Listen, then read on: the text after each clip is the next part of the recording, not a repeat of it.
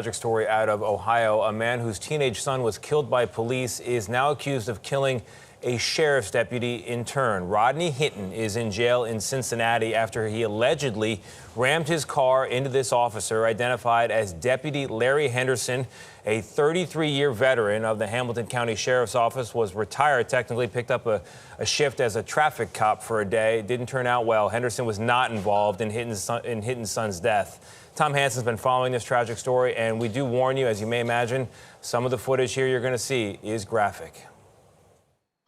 He's got a gun! He's got a gun! On your right! On your right! He's got a gun! 2 hours after watching this body cam video of officers shooting and killing 18-year-old Ryan Hinton after a police chase, officials say his father, Rodney Hinton, got into his car and purposefully drove into a sheriff's deputy directing traffic on graduation day near the University of Cincinnati, killing him. He was so well liked and so well known. We are so deeply saddened. Sheriff's deputies packed a courtroom Saturday as Rodney Hinton was charged with aggravated murder. They were there in support of the fallen deputy, now identified as Larry Henderson. I understand there is a lot of sadness and a lot of anger in this room right now. The day before, Cincinnati police say they got a report of a stolen vehicle at this condominium complex. When officers arrived, 4 men suspected in the theft got out of the vehicle and fled. One of the men was Ryan Hinton. He was shot twice and killed by a police officer who says he pointed a gun at him. And he felt threatened for his life, and that's why he discharged his firearm. Investigators say they recovered this loaded gun from the scene. And that's the part that then got me right there. That's the part that got me right there.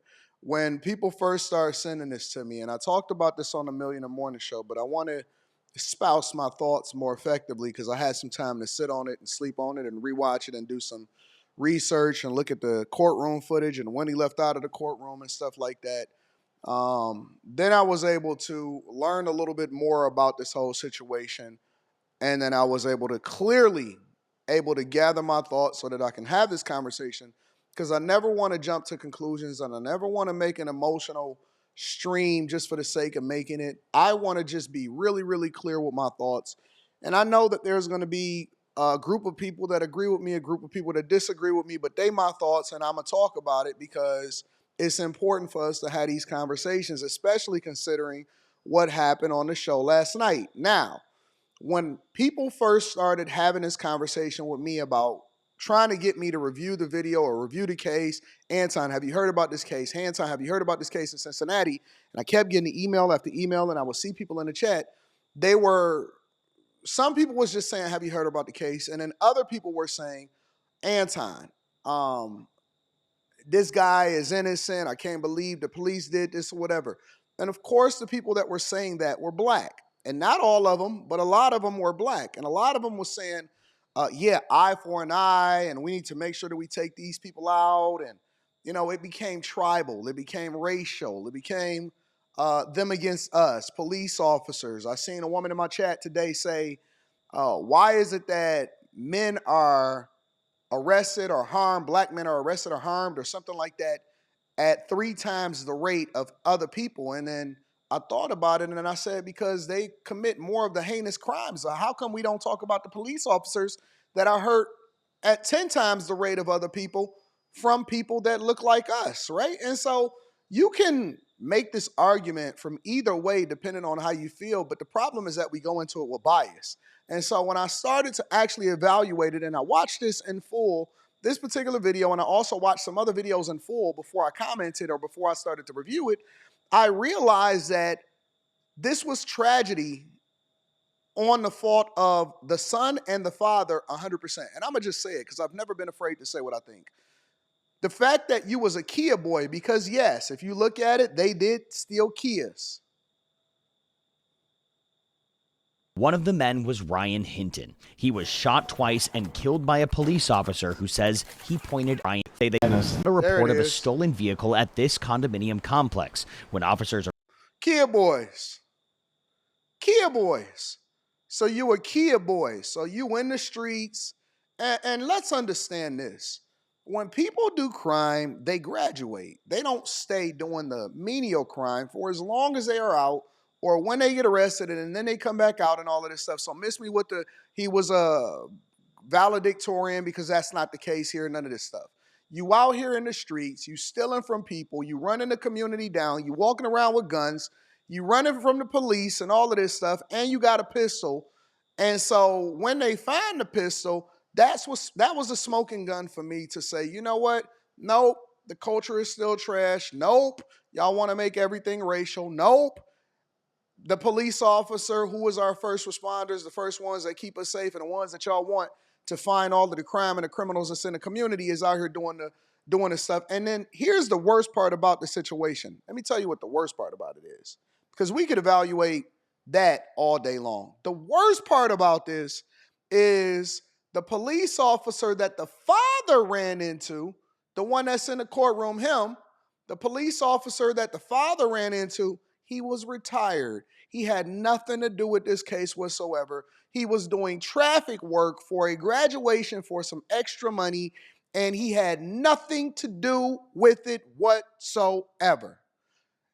And I said this on the live stream, and I'm going to say it again. Based off of what I'm seeing right now, unless something else comes out that gives me some more insight, based off of what I see right now, the son was a reflection of the father, because the father then got emotional and crashed out on somebody that didn't have nothing to do with nothing. He took somebody else's life because he was in a fit of anger. And you know what's wrong with the black community is that they validate this bullshit by then saying, oh no, well, it shouldn't have happened. That means that we all emotional and we can't control it, by harnessing that and then thinking logically, which is one of the reasons why his son was in the situation that he was in the first place, because the son is a reflection of the father. And it's funny because the people I've seen in my chat disagreeing, which is cool, and I always leave my chat open to disagree. The people in my chat, it's funny because these were the same people sitting there holding me accountable for not holding the parents accountable in the Carmelo Anthony Austin Metcalf situation, when I tried to say, oh no, they knew what they was doing. This is individual and individual. This ain't even racism. And maybe we should wait until all of the evidence come out and give the parents the benefit of the doubt. In this situation, they were the opposite. They were the flip. And this is how you know things is hypocritical and people are emotional. And you would probably do the same thing. And this is one of the reasons why our children are so fucked up and why they out here being Kia boys in the first place, running around with pistols at 18 years old. Then somebody tried to tell me, oh, he a kid. He 18. He's stealing cars. He got guns. And he fleeing from the police like this is GTA. I know the GTA, the second trailer just came out. And now the father is crashing out. And y'all actually rocking with this shit? Y'all actually flowing with this? This makes sense to y'all? Of sadness and a lot of anger in this room right now. The day before, Cincinnati police say they got a report of a stolen vehicle at this condominium complex. When officers arrived, 4 men suspected in the theft got out of the vehicle and fled. One of the men was Ryan Hinton. He was shot twice and killed by a police officer who says he pointed a gun at him. And he felt threatened for his life, and that's why he And they released the body cam footage the next day. They didn't even delay it. discharged his firearm. Investigators say they recovered this loaded gun from the scene allegedly found in Hinton's possession.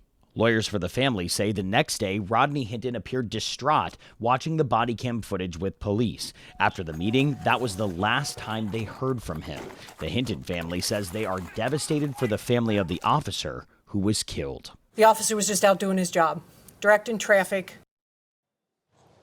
Now, Deputy Henderson had recently retired but continued to work as a special deputy. Rodney Hinton is being held without bond. His public defender says he has no felonies on his record, and this was an emotionally charged situation. His next.